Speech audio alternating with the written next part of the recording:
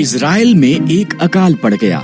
Elimelech, Naomi और उनके पुत्र भोजन की खोज में मोआब को गए। एलीमेलेक मर गया। पुत्रों ने मोआबी स्त्रियों ओरपा और रूत से विवाह कर लिया।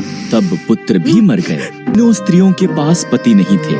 जब इज़राइल में अकाल समाप्त हो गया, नाओमी ने घर जाने का फैसला किया। मोआब में ही रहो, उसने अपनी बहुओं से कहा, ये तुम्हारा घर है। ओरपा वहीं रही, पर रूथ ने कहा, जहाँ भी आप जाओ मैं जाऊंगी। आपके लोग मेरे लोग होंगे, आपका परमेश्वर मेरा परमेश्वर होगा। रूथ और नाओमी इकट्ठे वापस इज़राइल को गईं।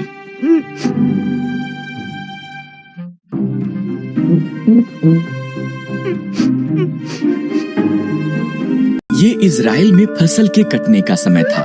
नाओमी ने रूथ से कहा कि वो जाकर खेत में काटने वालों के पीछे फसल को बीन ले। खेत एलीमेलेक के संबंधी बोअज का था। बोअज रूथ के पास आया। तुम नाओमी के साथ बहुत अच्छी रही हो, बोअज ने कहा।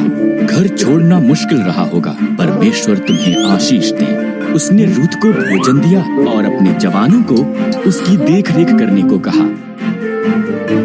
रूथ ने नाओमी को बताया कि क्या हुआ था। नाओमी मुस्कुराई। जब कोई मरता है, उसका निकट संबंधी उसके परिवार की देखभाल करता है। वो व्यक्ति उनका निकटतम छुटकारा देने वाला संबंधी है। बोअज हमारा निकटतम संबंधी है, उसके निकट ही रहना। इसलिए रूथ बोअज के निकट रही। वो हर दिन उसे और ज्यादा पसंद करने लगा। बोअज ने एलीमेलेक की जमीन खरीदी और नाओमी और रूथ की देखभाल की। तब उसने रूथ को उसके साथ विवाह करने के लिए कहा। रूथ से एक पुत्र ओबेद पैदा हुआ। ओबेद का पुत्र यिशै था। यिशै का पुत्र दाऊद था और दाऊद इज़राइल का महान राजा बन गया। इसलिए परमेश्वर ने रूथ को आशीष दी, ठीक जैसा कि बोअज ने प्रार्थना की थी।